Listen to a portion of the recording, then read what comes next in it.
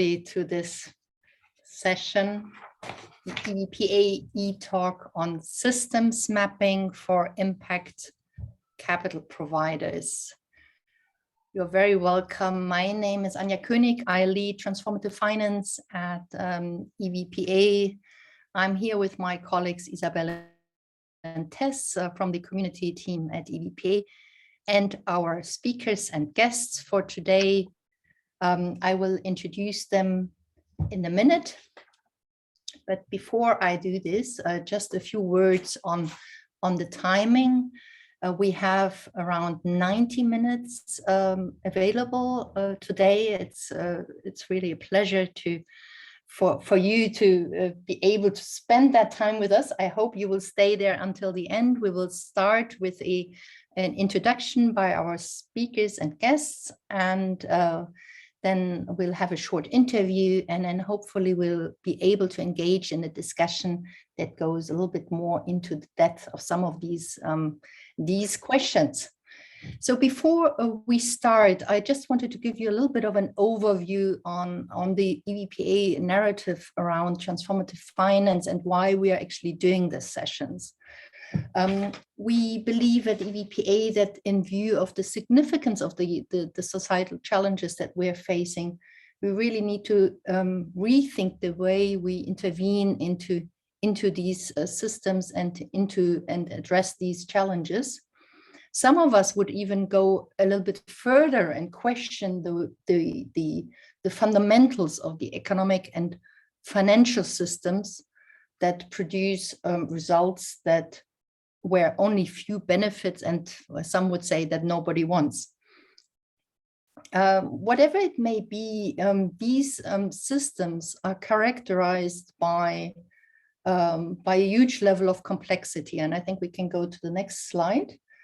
And if you intervene in situations of complexity, volatility, uncertainty, we all know that the further you go and really address the root causes of a societal challenge, and if you just go to the next slide here, then we actually need to rethink the way which methods we really apply, and the way and the methods that we apply to intervene into these systems. Next slide, please. So at EVPA, and you can just skip and go to the next slide, please. So last year, many of you will know that we launched the CoLab Award, the framework, in order to explain what we were really looking for. We identified some common use cases in transformative finance based on interviews with EVPA members and practitioners. And these use cases, can we please put everybody on mute? Thank you. And these use cases, they really range from public-private collaboration for social innovation to place-based investing. We identified a few funders and investors in transforming value chains, industries, and sectors. We looked at examples of collaborative, open social innovation. We have several of our members and other funders and investors that are intervening to build and strengthen ecosystems of transforming actually economic and financial systems, as I indicated earlier. And we have use cases of funders pooling funding, blending finance, and working together in public-private investment vehicles. I talked earlier about the different system practices that we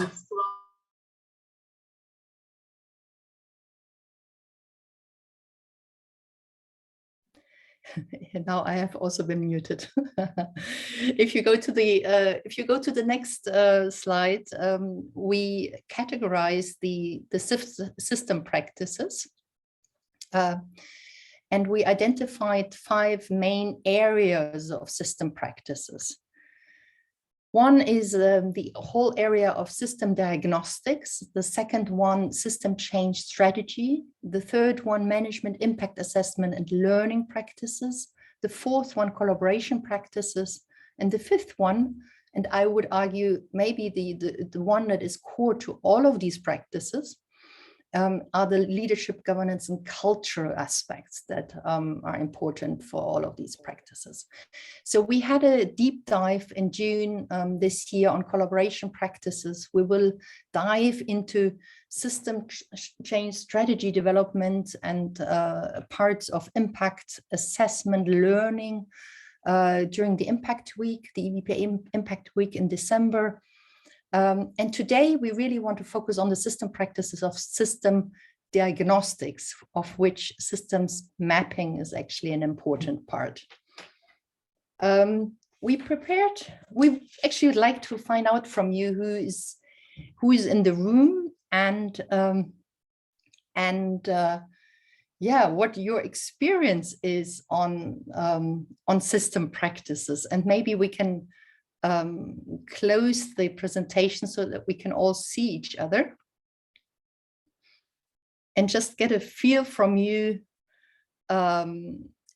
who feels like you are an expert, you have done this before, who is a little bit familiar, and who is really a newbie to the space and is really curious to find out more. I suggest maybe if you feel you're an expert, maybe you give me 2 hands and show up and wave at me. If you feel you are fairly familiar, but maybe not so familiar to be an expert, maybe 1 hand is fine. And if you are not an expert, then maybe what can you do? Maybe you you put your 2 hands on the hat. So who is an expert? Okay. Fair enough. Someone is shyly waving here. So who feels sort of comfortable with the concept of systems mapping? 1 hand. Okay. And who is saying, oh, I'm really new and so curious to find out more about it? Okay, so we have a whole range of people with different expectations, and I hope we'll meet them all.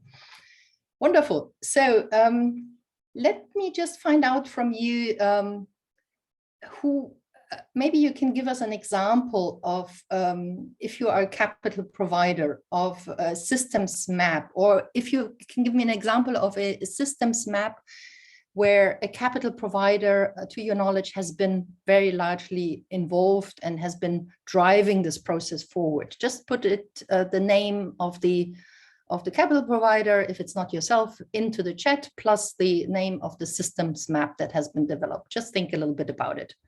We'd like to collect some cases of system mapping in the impact finance space.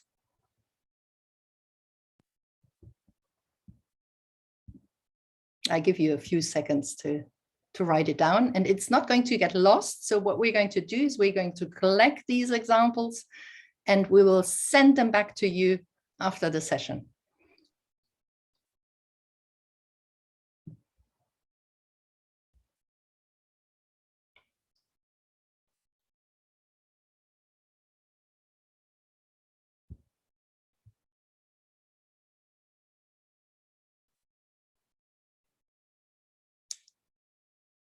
You're also very welcome just to continue writing and thinking about an example.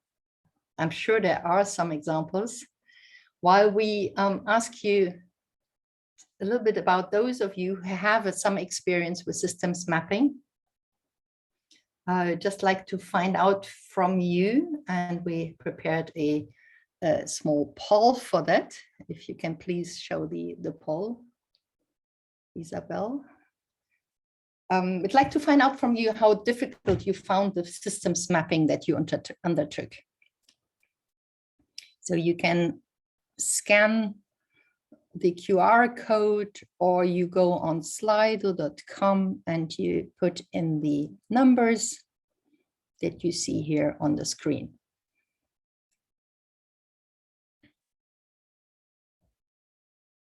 And it ranges from easy 1 to difficult number 10. Okay, we already have a few people rather on the more difficult side. So nobody so far found it easy. That's maybe not surprising. Any more thoughts? Any more who have experience with system mapping? Okay. A few so-so. The majority seems to be in the more difficult range. Okay, wonderful. Okay, so there's someone who says it's okay, pretty straightforward. Maybe it's someone who earlier showed me the two hands, huh? Perfect. So how, for those of you who have experience in producing a systems map, how long did it take you to produce a systems map? Did it take you 1 week, 2 weeks, 1 month, 2 to 3 months, 3 to 4 months, or more, or other?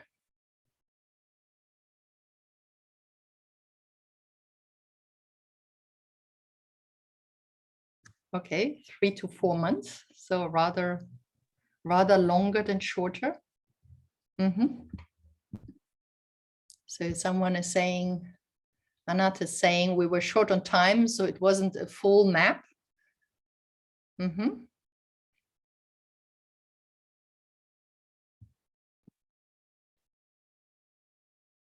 Perfect. Yes, yes. So it gives us already an impression that it takes some time, definitely. And if I could ask why you undertook a systems mapping, what were the motivations for you to undertake a systems mapping?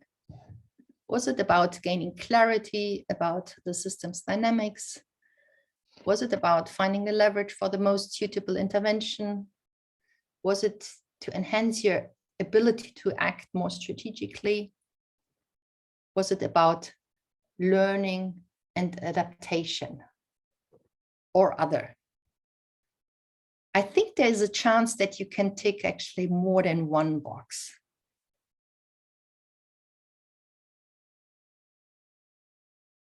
Okay, the gaining clarity seems to be of interest. Okay. Find leverage for the most suitable interventions, act more strategically. Interesting. Let's give it a few more seconds. So act more strategically. So, okay. So at the end of the day, we want to use the insights that we gain in order to be able to act.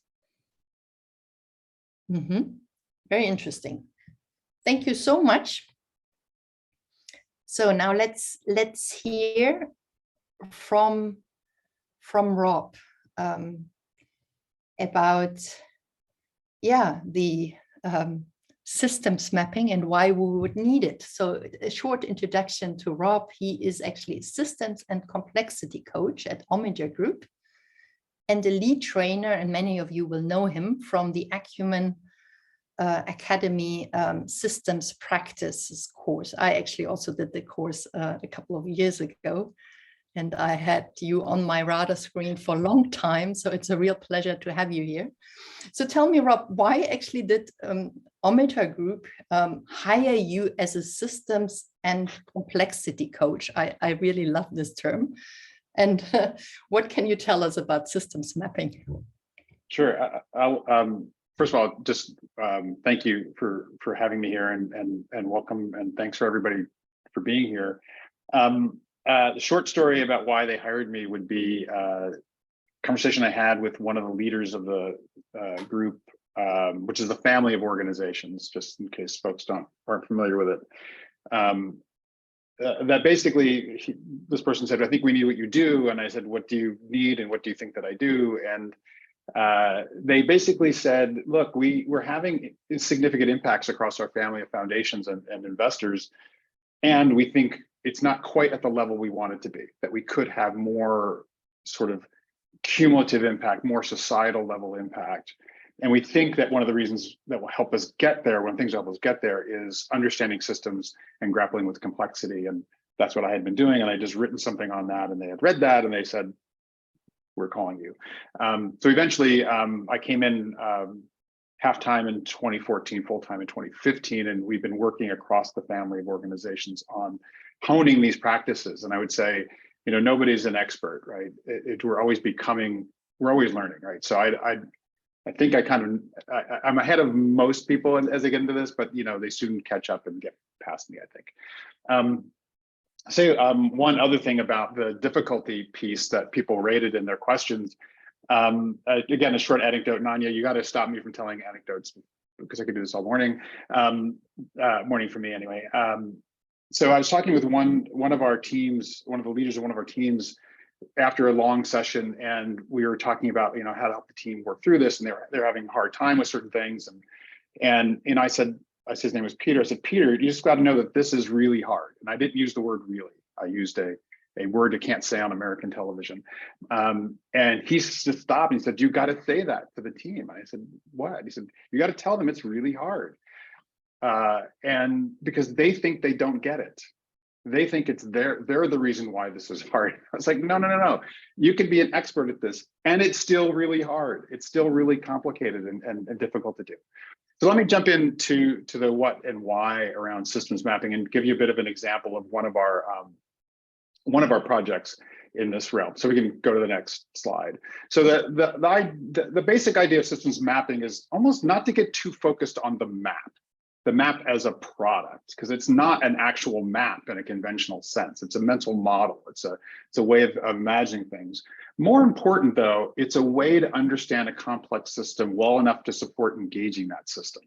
And it is not just on the individual level, it's actually building a broader kind of community awareness and consciousness. That's the real value of a map, right? It's actually what it ends up producing. It's the process of the mapping that is more important than just the map itself. Let me go to the next slide. Many of you may know all this already, but I'll just cover it. I think it's a natural introduction to the why of systems mapping is to realize that there are these two fundamental types of challenges. Cloud, that language came from Karl Popper in the 60s, or complicated and complex. Dave Snowden and Brenda Zimmerman talk about complicated and complex environments. Things are fixable. They're predictable, they're controllable, they're bounded. It's broken one day, it's fixed the next day. Cloud is not that way at all. It's neither non-linear, they're unpredictable, hard to control. They're always evolving. In that sense, the question about how long did it take you to do the map, like I was impressed people said 4 to 5 months, because the idea of mapping, the awareness of understanding a systems is an always. Cloud problems are an always. So this idea, even if it's just seeing the system, whether you put it down on paper in the form of a map or not, is less important than your ability to actually see a system. So what we're trying to do with systems mapping is understand the cloud world better. So go to the next slide, please. One of the things that we talked about early on within Omidyar was realizing that we were doing a range of interventions and that they sort of aligned along the cloud spectrum. The urgent, so you take the issue of houselessness, urgent would be people dying of exposure because they don't have a home, they don't have shelter. So you provide a targeted solution, you provide housing, emergency housing perhaps. There are widespread needs. So there in any city, for example, there'll be a fairly sizable homeless or houseless population. You can administer solutions at scale that actually try to address that need on a wider scale basis. So this might be a policy change, for example, that enables those seeking to get out of houselessness to find benefits and keep benefits into that transition phase, which was a big gap in many US cities. We flip over to the cloud side. So solutions at scale, oftentimes, because they have wide impact, are often talked about as systems change. I don't believe that they are. The reason why I say that is you can administer a solution that addresses the wide impacts, negative impacts of a system without actually doing anything about the underlying system that's producing the problems in the first place. So you could provide better benefits for people who are in the situation of being houseless, but if you're not doing anything about the system that's producing houselessness, you're actually just easing people's suffering when they're in that situation. So here we sort of divided it between intervening on a particular pattern. So in the houselessness case, there was a city that has been written about where they found an incentive structure where everybody was incented to choose short-term solutions, all the providers, all the funders, all the policy people. And they had to change that pattern of incentives. So that was the idea of problematic pattern. Or you change you actually try to change the system itself. It's an interrelated connection between patterns that are economic and social and cultural, structural, and so on. What we find is that without some sort of some method like systems mapping to understand what's happening on that right side of the spectrum, you're kind of flying blind. So you could skip to the next two slides, actually. Skip through this and go to the next one. So yeah, so if we don't want to be flying blind, because you can administer even successful solutions at scale that actually work against or worsen the deeper systemic dynamics. So I'm going to talk about an example that talks about reducing slavery in corporate supply chains.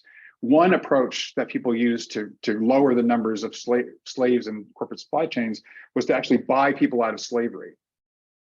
Now that definitely produced a positive bump in that number in the near term, but it actually worsened the deeper systems dynamics because it actually extended the useful life of a slave. Because now once they can't do any more work, you can sell them and still make money off of them, right? So that was a solution at scale that actually worsened the systems end. And there's also opportunities we miss if we don't see what's happening or don't know what's happening at the other end of the spectrum. Can you skip down? Next slide, please. Thanks. So this is the basic process that we developed. I'll run through this quickly with an example. Again, it's almost less important the particular steps. It's good to have it. You can't do this without a structured process. That's what eases a lot of the difficulty, is having a more structured process to follow. But it's more about the thinking that you engage in and the different ways you see the world and see your work. Next slide, please. Sorry, so one more slide. Can you go one more? Thank you. Yeah, so this idea of gaining clarity, which people talked about. So this is the way that people sort of try to understand what's happening in the system. You'll see a lot of Post-it notes here, and it is not just about what's on the Post-it notes. What's more important is having people gathered around a wall or a flip chart or narrating what they feel is a systemic pattern. It's actually about what a colleague of mine called performance art. And what he meant was that what was really useful was less the words on the Post-its or actually even the map. It's the conversations that happened where people said, why do you think that's an important cause? Why do you think that's this and that other thing are related? Why do you think this is a long-term dynamic? And it actually allows people with very different viewpoints to start to share those different perspectives. And you're building this different kind of collective intelligence that didn't exist before. So the key here is, again, it's the performance. It's captured on the Post-its and in the maps, but it's about the performance. It's about the interaction that happens, the new understanding that's developed. Can you skip down? So you do actually produce a map. And in this case, don't want you to actually read what's on the little bubbles for sort of confidentiality reasons.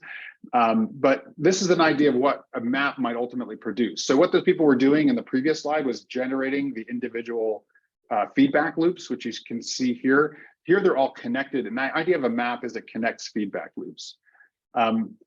This just gives you a different sense of what is a system, right? So my favorite quote around systems is that systems thinking blurs discrete events just enough to identify patterns of behavior.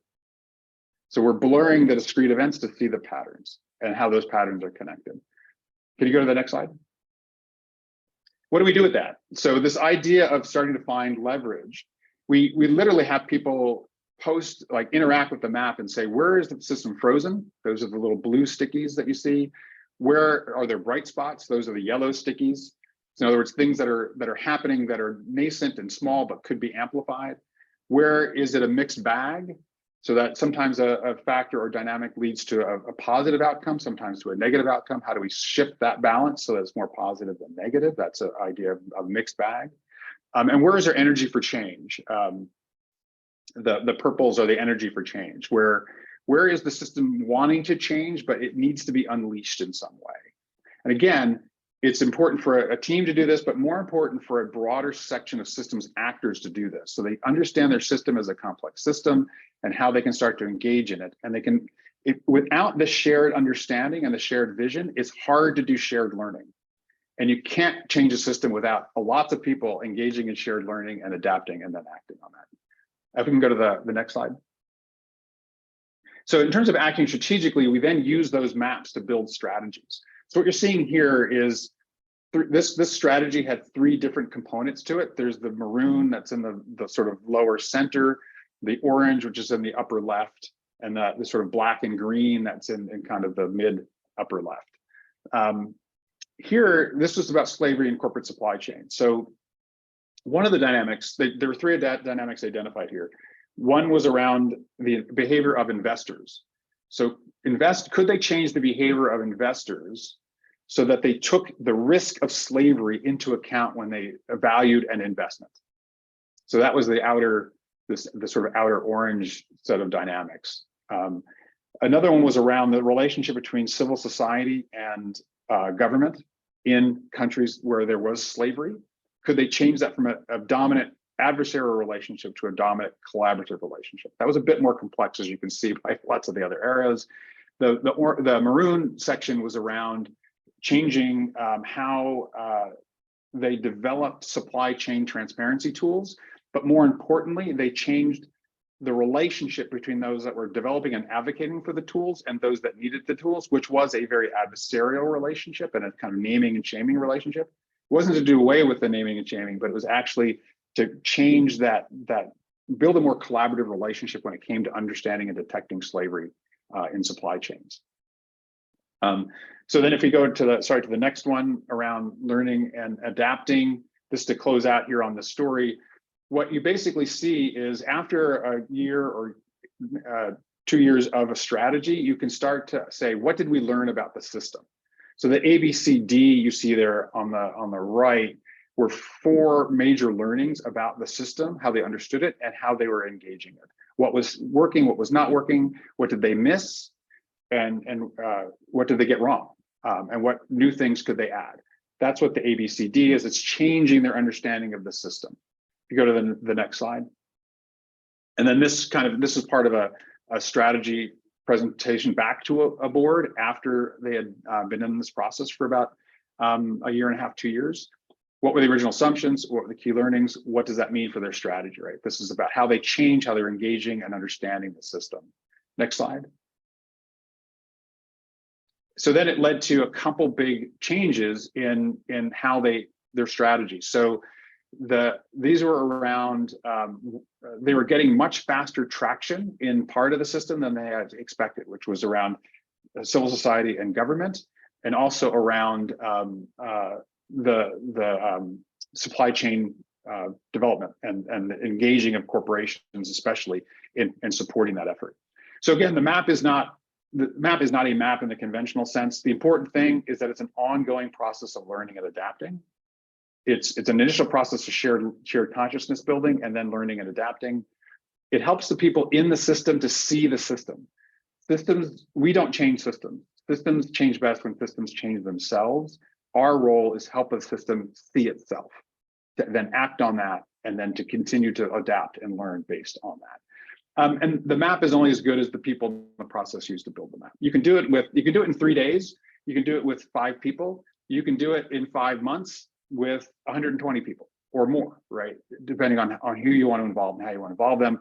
The more perspectives, the better. People said, isn't this very qualitative? This is not a very quantitative. It can be as quantitative as you want, but you really strive for a map that's multi-biased, not objective, right? That's the best we can do. When you're dealing with a system, you're not only dealing with the kind of quantitative side of it. You've got to allow the people and the processes to emerge and to live. Anya, maybe I'll stop there and we can head on. That's enough for now. Thank you, Rob. I could have listened on for another hour or 2 or 3. I always learn something new when I listen to you. thank you so much for this insightful introduction into the topic. And it's actually a really good introduction into our next presentation by Katie. So Katie is the Director of Strategy at Laudes Foundation, and Laudes Foundation undertook quite an ambitious strategy review process. When was it? 2-3 years ago, I believe. Huh? And as part of this, then developed a system map that was first used internally, or mainly used internally, but then actually opened up to the broader ecosystem. And Katie, maybe you can explain a little bit more the why you undertook a systems mapping and what it meant for your own process and your own ambition to intervene in the different systems. Of course. Hi, everyone. I'm Katie. I lead strategy for Laudes Foundation. And thank you, Rob. I agree with everything you've been presenting. Perhaps one addition before we start: systems maps make people angry. You can like them, you can hate them, but when you see yourself in that system and you see structural issues and you see how unfair systems can be, it can create a very emotional, overwhelmed reaction, and then people start to build. But let me say a bit about why we built a systems map. We thought about the concept of Laudes in 2019. We were looking at the structural issues behind climate and inequality, and looked at it and said, oh, it's the economy. Like, we've got to look at the economy. We've got to look at how people and planet are valued in capitalism. And we felt it would be extremely arrogant to develop a strategy without consulting wide groups of stakeholders right across the system. And as we were consulting them, we decided to map this shared view of the system together. And, you know, if I take a map of London, it's a very similar process. Some people like me might say, oh, that looks interesting over there where it's green, or I want to go to these outskirts. I've never been there before. And there are other people who prefer to zoom in and look at only the map of the tube to tell them how to get to Paddington Station. So we're trying to bring stakeholders on the journey with us. And importantly for us, if you are looking at an inclusive economy and changing the way our economy works today, you also need to look at maps for inspiration. So if you can go to the next slide, please. I referred to this already, but we went out and we talked to a lot of stakeholders. Isabel, if you can carry on. Thank you. So as Anya referred to, we were really looking at it to speak to our funders. Like, we are seeing this whole system, we are seeing interconnections, we are seeing unintended consequences, and we think there are leverage points here, here, and here, and here. And we also felt it would be a reflection back to the broader coalition that we wanted to mobilize, work with, and grant to. And I should say, a map is always somebody's lens. Our lens is focused from business, industry, investors, companies. You could also sketch a map of the economic system with an academic lens, or with an educational lens, or with a faith-based lens. But, you know, it is by definition biased. If you could carry on, please. You can go to our map. The link is here. We have structural issues that we find important listed out, and explanations. We have particularly deep sections on fashion, the built environment, and finance. We also surveyed the coalition of stakeholders we were working with and asked them to self-identify and have a section called Who's Doing What, which I'll go into a bit more. So if you carry on, all of this is public. Sorry, if you can go back. Thank you, Isabel. Go down one. Yeah, this one. So if you see the finance system, this is a tool to explore, and there are different sections within it. If you can carry on again. what can you do with a map? As Rob said, it's just a tool. It's not an end in itself. I found it really, really painful to lead the building of a map. I felt I'm never going to work for Ordnance Survey and map where every post box and hill is in a country. But what we tried to do was offer introduction videos, who's doing what, detailed views that people can explore, and then practical guidance. And if you can carry on, please. So what can you do? You can have a video, you can explore what's going on in our case with the economic system, short learning pieces. This has been popular with students. We've been asked to present it at different universities, a kind of quick deep dive. You can agree with it, you can disagree, but the information's there to debate and discuss. And the next one, please. Importantly, who's doing what? The map itself can create discussions, and I'll come back to that. But we've also, the people that chose to self-identify, you can click on, and funders can see what other funders are doing. Civil society can see what other organizations and who feels they're working where in the system. So you can deliberately make choices about, would you like to be in a white space or would you like to collaborate with others? If you can go to the next one, please. Yeah. Discussion, and for me, an online map is a fantastic accessible resource, but it really comes to life where you're in a room and you can scribble and cross things out and move things around. But you can discuss the assumptions and how it works and why your choices are your choices. Next one, please. Something about our map, we were very deliberate that this was not just our brains. There were many, many brains and voices behind it. We would publish under Creative Commons. So in this example, World Benchmark Alliance took our map, simplified, and decided to use an adaptation of it in their financial system transformation scoping report. And the next one, please. What can you do in general? And I don't want to be too repetitive, but you can think yourselves, you can discuss with your team, with your colleagues.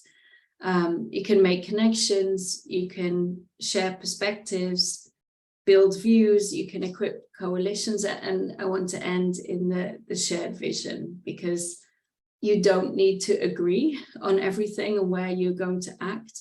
But if you can have a shared vision of the problems and the potential solutions, we believe it's a powerful tool, and just a tool. That's me.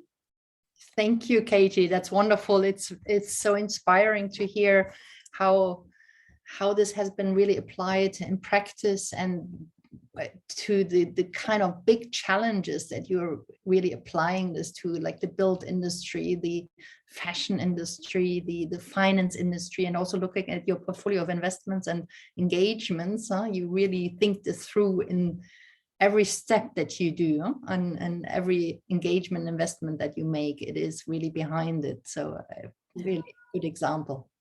And visual thinkers, maybe that's a really obvious thing to say. Visual thinkers particularly love this as yes. a tool. Yeah. And maybe we are all visual thinkers. At the end of the day, it appeals to many people that they see something in front of them, and it allows them also to share with each other. So really, really interesting to learn more about this. Thank you so much.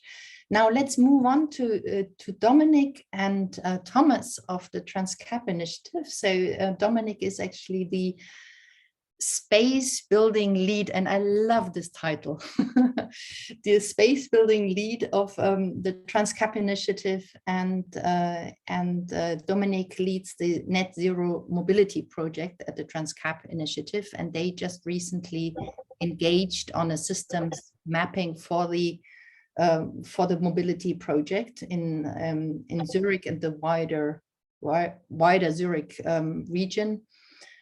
So what I find interesting really to understand how system mapping actually, how important it is for the broader TransCap strategy. What does it actually mean? Why are you doing this systems mapping?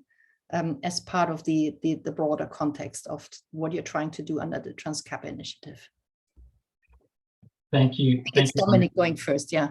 Okay. Yeah, brilliant. Thanks. And I'm here with my colleague Thomas, who's actually the person leading on the prototype and the systems mapping work we're doing with in partnership with Metabolic, and we have Jasper and Louise from Metabolic here today as well. So yes, my title is Space Building Lead. It has nothing to do with aerospace or Star Trek, but people get sometimes confused. It refers to an innovation space that the TransCap initiative represents. So I'm going to now build a bridge to the investment world, because we've heard Rob give us a broad introduction to systems mapping, very general, and then Katie to talk to us about an economy-wide systems map. And I want to make this more tangible now in terms of an investment context. I'm going to share my screen, and you should be seeing a slide, but not my notes. Is that the case, Anja? Yes, Yeah. sorry, I muted myself. Yes, okay, it's no all fine. Okay. And I'm going to talk to you not about the mapping process per se that we've gone through or are in fact still going through, but about some of the challenges of using systems mapping for the purpose of investing, particularly the challenges that emerge at the nexus of the systems world and the finance world. Because as useful as systems mapping might be to understand aspects of the system, there are very general, well, very specific challenges that emerge when you do it through an investment lens. And I'm going to talk to you about 3 of those challenges, and I'll do so in the context of a systemic investing prototype that we're running in Switzerland, which is enabled by the Meteor Pioneer Fund, and we're doing the systems mapping work, as I said, in collaboration with Metabolic. And in a nutshell, we're focused on the individual transportation system in Switzerland, and we're trying to figure out how we can catalyze the transition to electrification using a systemic approach. Now, in doing so, we are working with a process hypothesis, and a very simplified version of that process hypothesis is depicted here. And I'm very deliberately calling it a hypothesis because, as far as we're concerned, there's no such thing as a coherent and mature systemic investing logic and method. So we have to design, research, and experiment and learn it into being. If you want to read about the full version of the hypothesis, there's a white paper that we published in 2020, which lays it all out.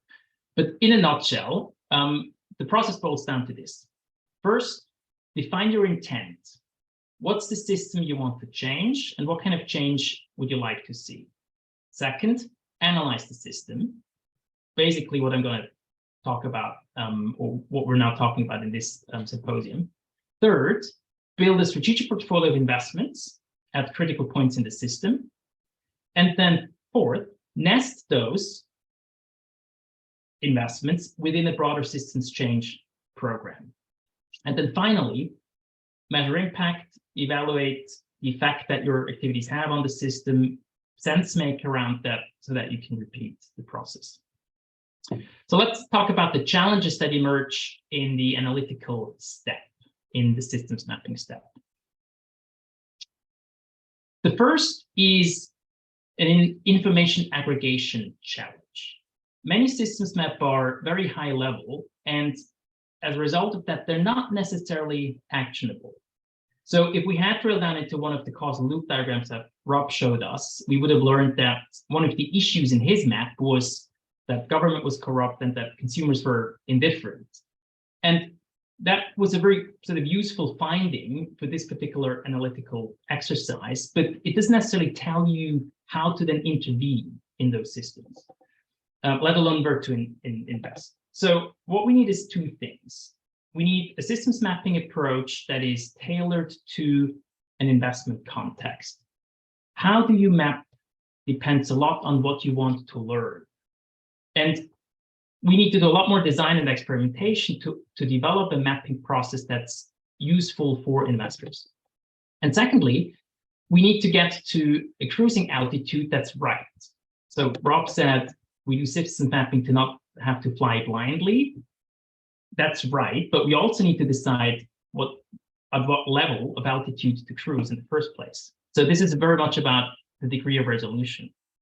And the approach that we take in most of our prototyping work is to draw boundaries around the system with either a place logic or a supply chain logic. And in this particular case, it's a place logic. We could have mapped the entire transportation system of the European Union or Europe at large, and that would have certainly been an interesting intellectual exercise, but it wouldn't necessarily have given us a level of resolution that's actionable from an investment perspective. So we decided for this particular prototype to draw the boundaries around a country that's just about large enough to be interesting and meaningful, but small enough to be manageable, so that represents a good experimental setting. And we believe that for many systemic investing programs, having a place logic or a supply chain logic at the level, at the size of a system that's manageable will be key. So let me give you two examples to illustrate these points. For instance, as part of our systems mapping, we have identified two obstacles, two challenges that need to be solving. The first is the availability of charging infrastructure for electric vehicles. And that's a relatively generic problem that many countries looking to make that transition face. But what's key here is that focusing on this particular system of Switzerland allowed us to really drill down on where exactly charging stations are a bottleneck. And it happens to be in privately owned multi-unit apartment buildings. And that has a lot to do with the low home ownership rate of Switzerland, which is the lowest in all of among all OECD countries. And only by focusing on the country were we able to uncover this specific issue. The other thing that we discovered was that there's a lack of qualified personnel for installing charging infrastructure. And that may well be the case in other countries as well. But in Switzerland, with its 8 million people and 4 million cars, you're able to estimate relatively precisely just how much sort of educational, well, how much human capacity and skills you need in that system to deploy charging stations, and how much of an educational effort it may take to get there, which then allows you to relatively specifically then start evaluating total investment needs and how that investment might need to be put into the system to unlock this particular bottleneck.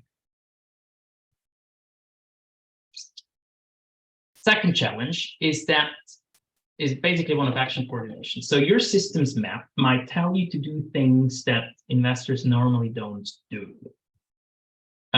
For instance, your systems map might tell you that there's a policy issue and that you needed to engage with policymakers to shape market conditions in the real economy system that you're trying to change. And this is very much the case in the mobility system in Switzerland as well. So through our mapping, we discovered there is a need for a subsidy program that targets the problem we identified before of installing charging stations in privately owned multi-unit apartment buildings.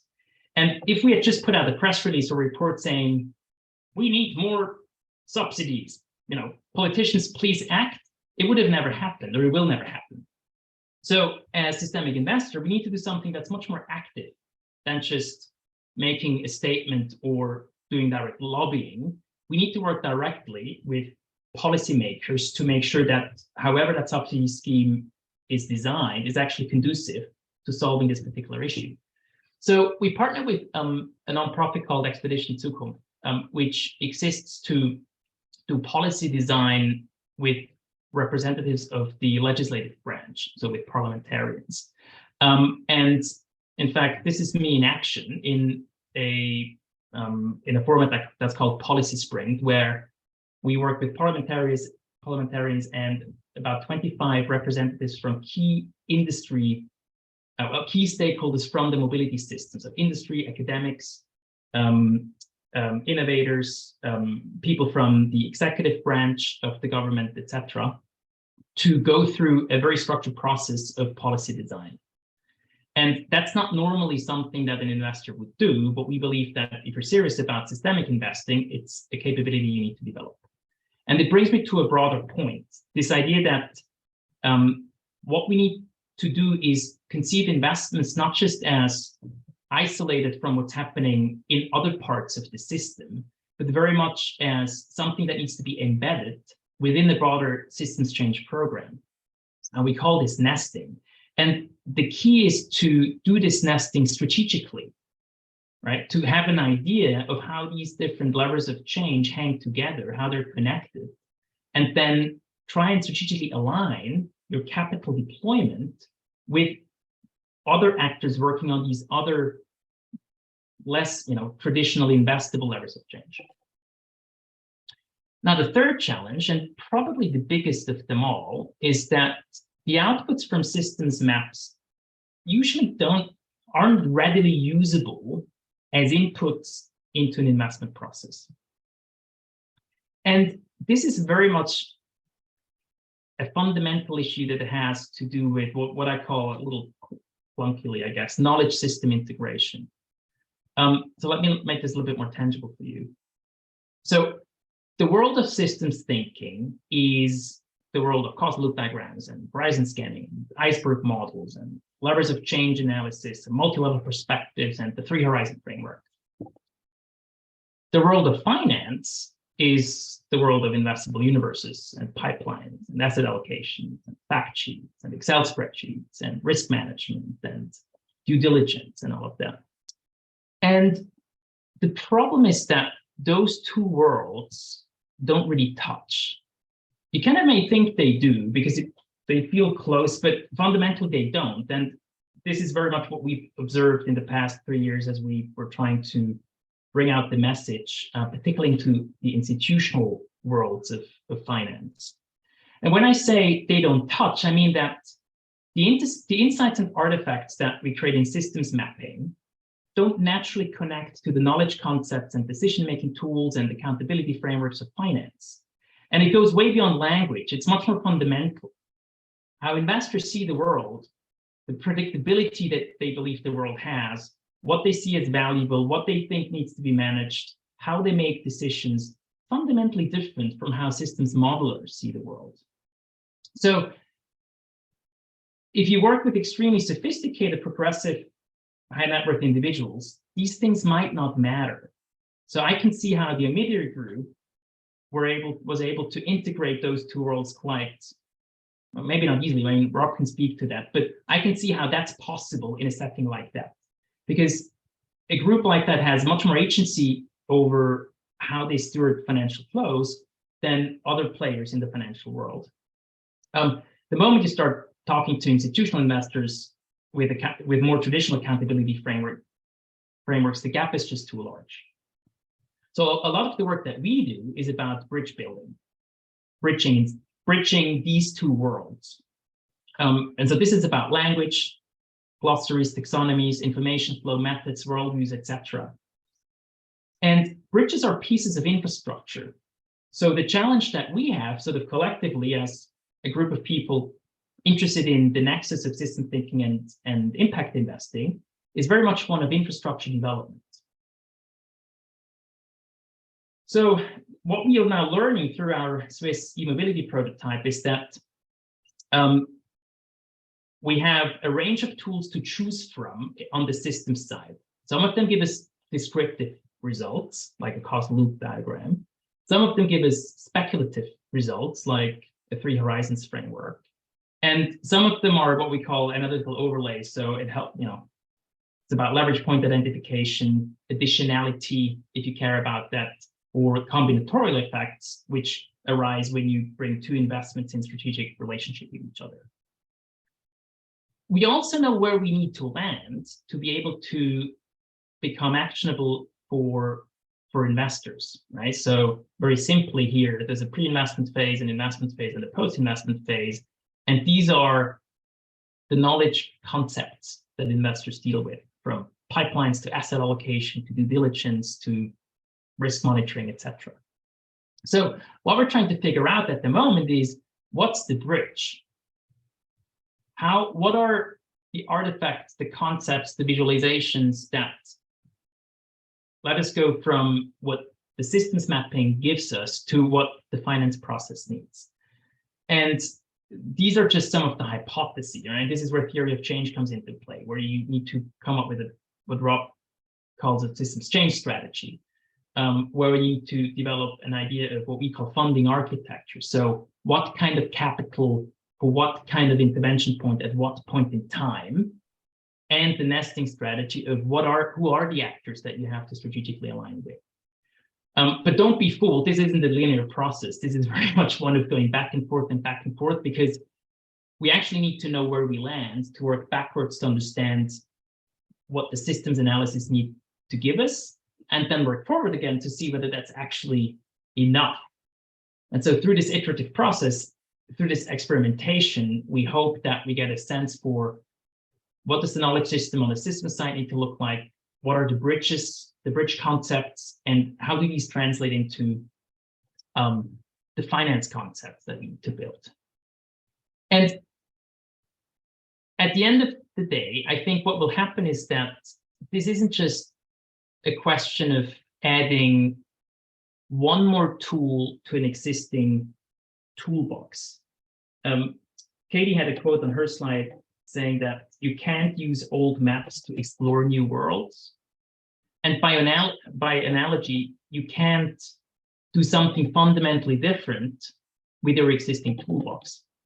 So I think that if we throw all of these elements into the meat grinder, what's going to come out is going to be, what we call sort of systemic investing as a catch-all phrase. It's going to look and feel very differently than just to say, oh, here's a systems dimension that we bring to the way we have done finance for the past 60 years. But what exactly this blob at the bottom is, what that looks like, is exactly what we're trying to figure out through the TransCap initiative. So in short, our mission is to build the field of systemic investing, which means basically developing, testing, and mainstreaming a coherent investment logic at that intersection of system thinking and finance. We do so through a multi-stakeholder approach, hence the word space. So it's an innovation space that rests on 3 pillars: research, prototyping, and field building. And importantly, also provides a stage for the groups that have done some of this work for years, but mostly in the shadows. That includes the Umida group, but they've actually been the most sort of visible from our perspective. But there are at least another, 5 or 6 similar cases where people have done a version of this work, but maybe not with a strategic framework, and behind the curtain. And we believe that there's great opportunity to put those case studies into the spotlight to showcase a vastly different way of deploying capital for systemic effects. So if you want to learn more, if you want to reach out, have a chat with us, here are my contact details. And I'll hand it over to you, Anja. Thank you so much, Dominic. Always so inspiring to listen to you. And I feel like every time I listen to you, something new, some new ideas come up. And it's really interesting to see also how your concepts are developing. When we first talked, that was like 3 years ago, I think, when you just published the white paper. Some of these ideas were already out there, and it's really nice to see how they become more concrete. And I understand these places that you're building serve actually the purpose of making some of these more fundamental questions on changing the financial system more concrete. So it's actually, they serve as a prototype to test some of these approaches. And I really like the idea of the need to build a bridge between these systems, methodologies, and then the finance sector. And you obviously have the financial the capital markets in mind, the financial institutions in mind, not only the individual impact investors that we have largely in the EVPA community.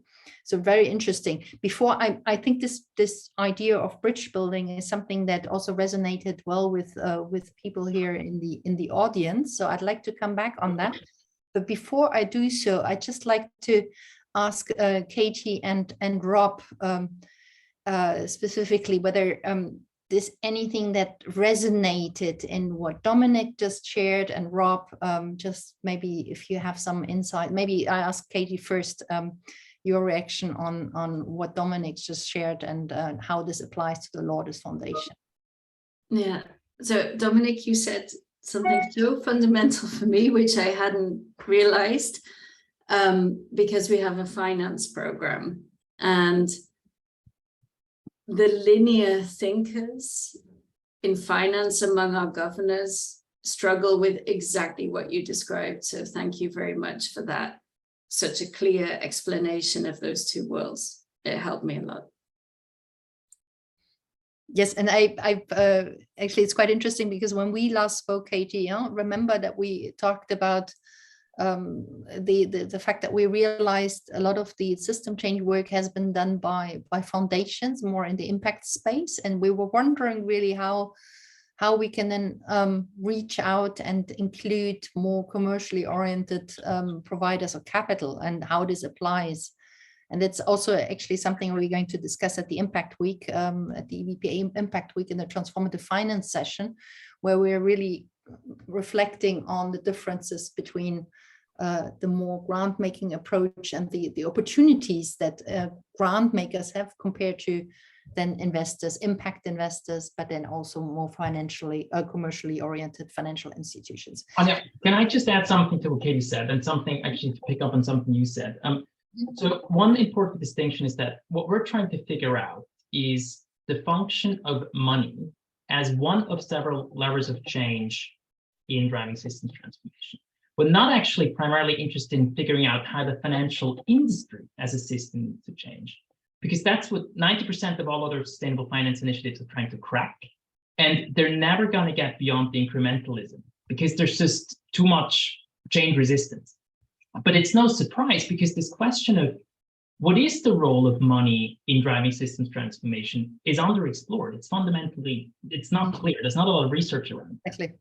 And so that's why we're taking a real economy entry point to the question. And then at some point, obviously trying to work backwards as to what that means for the financial system as the group of actors providing a lot of financial flows. But unless we can tell them the ways in which they need to change, all we'll be able to produce is incremental innovation like ESG. So I just wanted to make sure that's clear. We are interested in this question of how the financial industry needs to change, but we're actually much more focused right now on figuring out money as a lever of change in driving real economy systems transformation. And also the different qualities of money, because there's obviously different money as such doesn't exist. There are different qualities. Yes. And this very much comes down to the question of funding architecture. So the right type of money, whether it's market rate investment capital, concessionary capital, philanthropic grants, political or social capital, applied to the right intervention at the right point in time. Exactly. Right. So it's an architectural problem. But also a coordination problem, as you rightly pointed out, in terms of how do we make sure that everybody finds each other, or the kind of nature of capital finds the kind of where it's most needed and has the biggest impact. And it points rightly to the role of the infrastructure providers, or the space builders, or the bridge makers, bridge builders in this context. I'd like to take you a step back maybe, and just reflect a little bit on the other topics that Dominic also touched upon, and really also ask the question to Rob, maybe from your experience, on the biggest challenges that you see in the systems mapping exercise as a tool for various purposes. What do you find is the hardest challenge from your experience? This is where I need like a therapy session. So if we can do that for a minute, I might lie down. Please feel free. Just one thing about just the last thing you were talking about, John Paul Lederach, who many of you may know from the peace building field, works with Humanity United, one of our orgs, and he said to what team he's working with, he said, money is actually going to be a disadvantage. The fact that you have money is not purely an asset. It is the fact it is going to change how you work with people, and actually is going to you're going to have to overcome that if you're going to truly act in a systems informed, complexity informed kind of way. And then also it's about it's not about the amount of dollars. Like if you look at some of the early work of Donella Meadows, even, it's not about the amount of resource that changes the system. It's how that resource is deployed. So what are the relationships we build and through which and from which we decide how to deploy capital? That is a much more important question than the amount of capital we deploy. Mhm. So Can you give an example, please? So an investor might actually think the best thing I can do is kind of do my analysis. I talk with some entrepreneurs, I get some business plans, and then I sort of make a decision. I make an educated decision about what I think is the most strategic use of that money versus saying, you know, for example, one of our projects in South Sudan is working with leaders, and it's basically gotten to the point where they ask this network of leaders, what are the projects that this money could be best deployed to support in South Sudan? And in terms of the work that you're doing, right? So that's flipping it around and saying, yes, we are holders of this money, but we're not the experts on how and where this money could be spent. And more importantly, people in the system have to own how resources got spent and what we learned from them and what comes out of it. Mhm. On some of the big challenges, I think the idea of risk, I think in the systems change world, the risk is actually a flip from it is from even the solution at change world, where short-term risk, mitigating short-term risk in a system sense actually causes you to do stuff that creates greater long-term risk of getting to a successful sort of systems change engagement. Uncertainty can be bad if you're basically trying to produce a business plan that you think is a high chance or high probability of success. In a system sense, you need good uncertainty. Without uncertainty about the way things are being done, you can't get people to unfreeze and do things differently. So it's a lot of times when we do the systems mapping work, it creates uncertainty in people's minds about, oh, this thing we were doing is not working. This is why it's not working. And we're part of why it's not working. Kind of okay, what you're saying, like when people get angry sometimes, right? When they see they're actually part of what's driving the problem. I think the other big challenge, which is still very much, all these are still much bigger challenges, but how do we think about impact and our relationship to impact? So the hardest thing I think for a lot of investors is we're used to being proximate to impact. Our dollars with this entrepreneur and this business plan made a very big difference. Versus in a system sense, you're contributing to creating conditions which in the system, if they were to exist, increase the probability of a system changing itself. The best we can do is look at our relationship to creating those conditions. It's out of our hands what happens after that. And if we try to actually draw a through line, again, we're going to behave in ways that are going to disempower people in the system from doing the work that they need to do and can best lead to systems change. So it's changing our relationship to the ultimate impact that we want to have and how we know whether we're being effective or not. So we even talk about sometimes like not using the word impact even because it's so loaded. It's so connected to the ultimate impact versus we're trying to foster, support the creation of conditions that will hopefully, probably increase the probability of the kinds of ultimate impacts happening that we want to see. Thank you so much. I mean, it all comes down also to this concept of emergence, which was one of the questions that were just discussed by a few people here in the room. I'd like to open up the discussion a little bit with others who are here with us in the room, and maybe specifically those of you who are providers of capital. What were the aspects that were just discussed in this context that resonated most with you? Maybe some challenges that you are also facing when you do your systems mapping, or some of the insights that you just gained? You can just unmute yourself and speak. Anybody? Anja, this is Manuel connecting from Mexico. Welcome. Well, we are in a small group of Mexican families who set up a small family of where we just launched our first social and environmental impact investment fund back in 2020. And we decided to use theory of change and systems thinking to define our investment thesis. And well, today I'm just very happy to see that we're on the right track, no? And it has helped us a lot to identify those actors that can identify the lever points where money can in fact impact and generate the change needed, no? So I want to thank the speakers. I mean, I'm just happy to confirm, and I was able to confirm some of our thoughts and our thinking.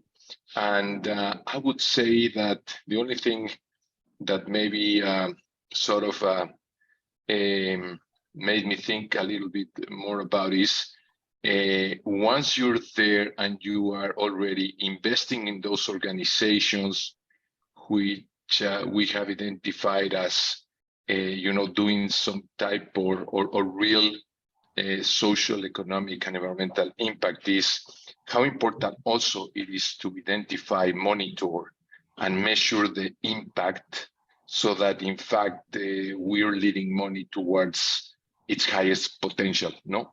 So doing that, and also, I mean, the importance of working collectively, no, which was also mentioned here today. Yes. So just to tell you that, yes, it takes more time, it takes patience to do the system thinking and do the system mapping, but it brings benefit in the end. So that will be my comment. Thank you very much for that, Manuel. So you feel confirmed, and maybe a few questions around impact that also Rob mentioned earlier about struggling a little bit. How does then impact fit with the system change and shift, wanting to shift systems or have an impulse on the systems? Correct. I think we are all struggling on that. I can see some people here in the room that are working very hard on this as well. Philip, yes, please. Hi, Anja, good to see you. So I'm Philip. I'm working with Big Society Capital. We are a wholesale investor market builder in the UK, and our focus is really around sort of intervening in the investment ecosystem in the UK, and ultimately sort of helping to build a social impact investment market in the UK. And I think one point that sort of Dominic raised around nesting obviously resonates with us. Sort of the idea that capital ultimately is embedded in a much broader set of interventions, and you need a much broader toolbox to deploy, right? And I think that's particularly when you engage in a sort of a mapping exercise, that becomes quite apparent. So we've just completed an exercise, 2 months ago across sort of 4 market systems that we are particularly interested in the UK, and it was just telling how important non-capital interventions are to ultimately sort of hopefully nudge the system towards where we want to get to.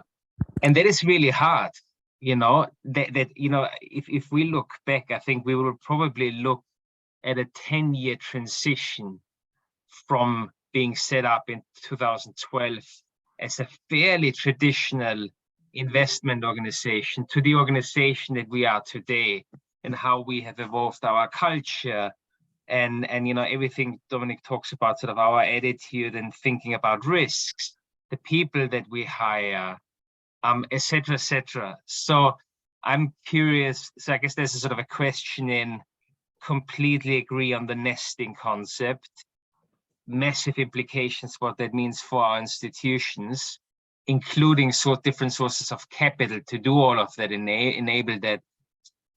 How will we make that happen? And any thoughts, ideas? How do we help transition financial organizations to be organizations that can nest?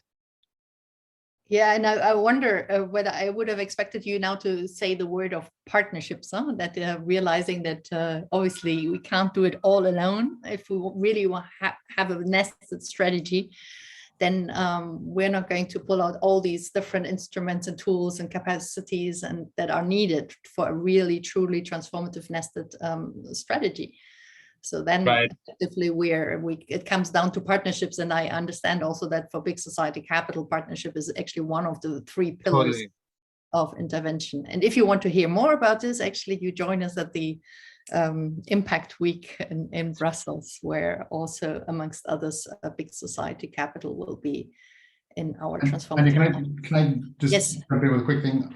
So I think the building on your point is think about building a finance or a resource ecosystem that's going to support various system change activity within a particular system, right? So there'll be people who have different tolerances for risk. There'll be people who either need to see very short-term type returns. Those folks are not necessarily going to be the drivers of the systems change work, but they're still needed. Like you still need that work. Like you still need to do stuff. You still, right?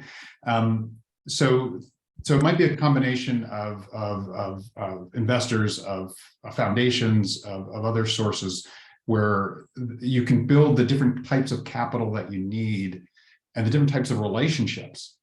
It's very hard to build for any one actor to build the sort of range of relationships you need to really be effective in a system. Building a network, building that kind of ecosystem is perhaps the best way to do that. Mm-hmm. Mm-hmm. And not for a one-off exercise, but really something that is there for in the long term. Exactly. Yeah, and Andy, if I just may, because you're absolutely right. That's sort of the approach that BSC is taking, right, in terms of building institutions that play these roles.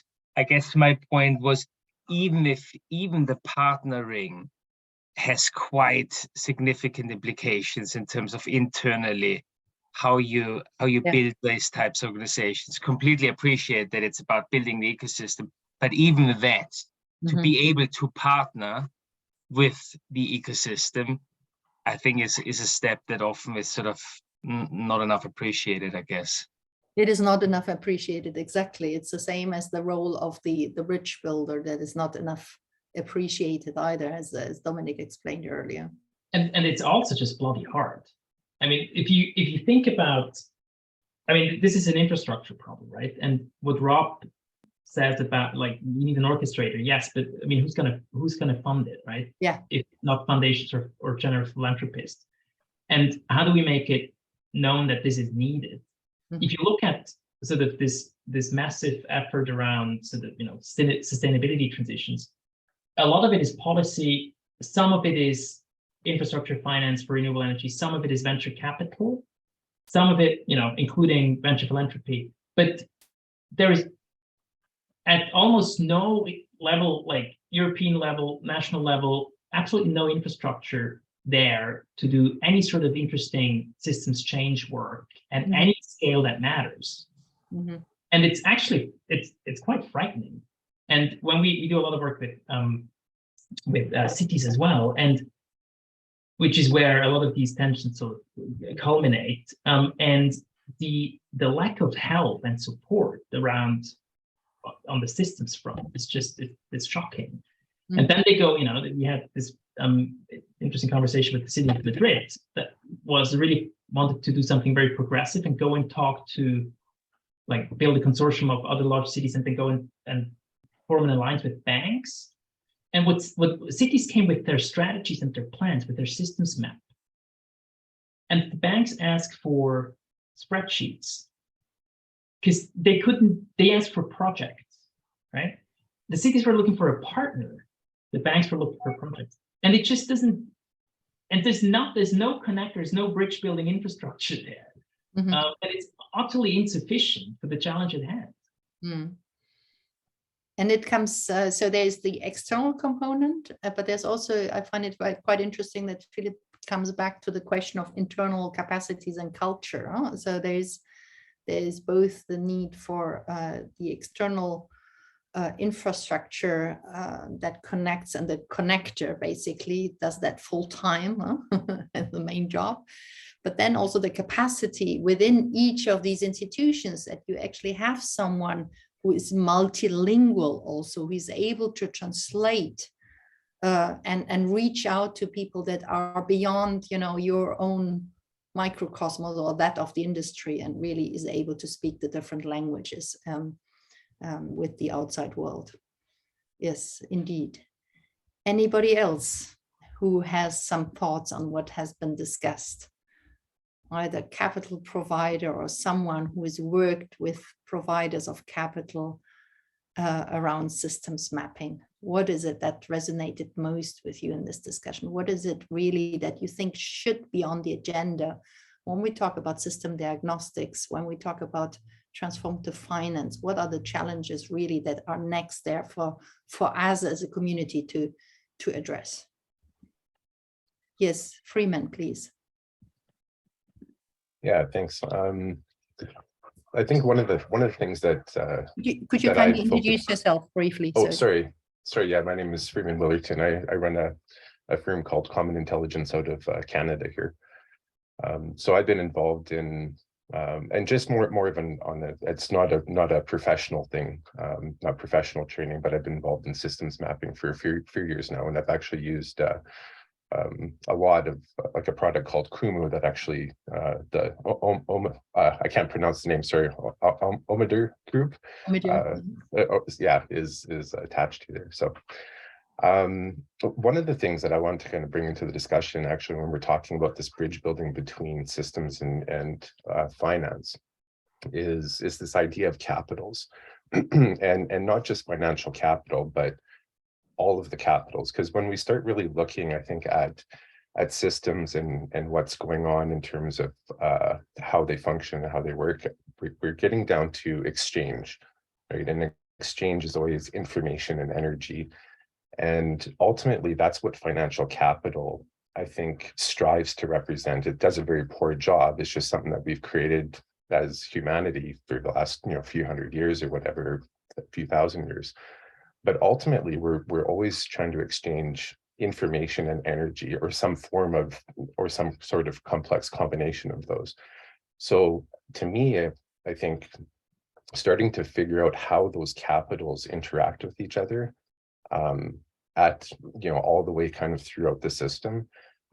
So creating systems maps around capitals and around exchange, I think we'll start to bridge some of that gap as well. But that's, again, this is a lot of work, right? When a few people have said that, like, this isn't easy stuff. But yeah, I just want to bring that into the conversation. It's a lot of work and it's difficult, you're saying, yes. Yeah, very much so, for sure. Yes. Thank you very much for that contribution. I suggest we end with a round of tips, recommendations, advices from our guests to the audience, and maybe to each other and to all of us. If you have maybe 1-2 things to share at the end, what would you say? What are tips, recommendations, or alternatively, please suggest something that you think should be highest on the agenda of the entire community in terms of transformative finance. What do we need to do next in order to make this work successful?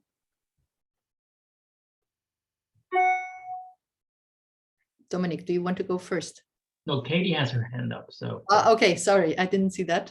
I only saw that you unmuted yourself. Yeah, Katie. I'm going to be super practical on the mapping side. There are lots out there. Have a good Google. Don't reinvent the wheel, but have a good look around what's there. We're looking at the food system next. There are plenty of food systems mapped for us to build from. Interesting. So it will be about the interfaces of different maps, and how to ensure that we build on something is already available rather than starting. And you might not agree, but I mean, you don't need to see it as something that you need to invent from scratch every time. There are plenty of resources out there. Okay, thank you very much. Who wants to go next? Maybe Thomas. What are your thoughts? Sure. One of the points is definitely like using the mapping exercise as an iterative process. It's not like a one-off. You go back to it. You start with it, you use other sense-making tools, get more insight, go back to the map and really work on it continuously, because it's not a one-off. So it's a very iterative process. I think that's one of the things I would give the round. Thank you very much. Yes. Dominic, do you want to add something to it, or Rob? I mean, just that I think our observation is that people get the theory of applying systems thinking to finance. The question they asked immediately after they got the theory is, what does it look like in practice? So we need to keep generating those demonstration effects, doing the experiments, running, the cases, and then talk and write about those to just make it more tangible. Because I think you can sell the theory, but we also need to tell people how it looks in practice for different kinds of capital holders. And make them experience it, isn't it? So make them part of the process, rather than present them something that has been done by someone else. Right. Thank you so much. Yes, please. And Rob.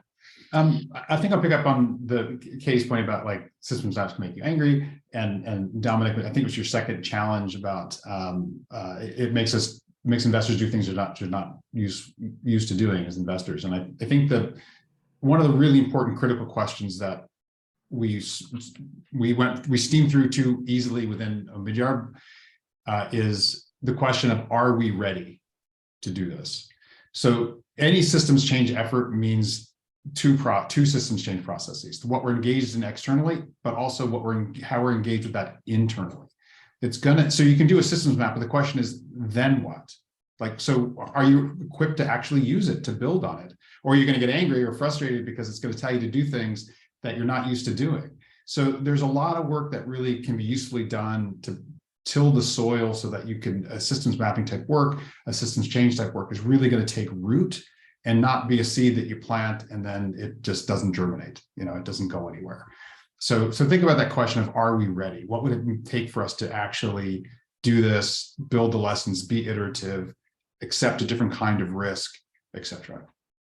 And if you say you, do you mean individual organizations like the people here in the room, or us as you as an industry, basically? Are we ready? It's multiple levels. It's individual, it's organizational or team, organizational, and then sort of field. So we face that within philanthropy, right? Yes, thank you.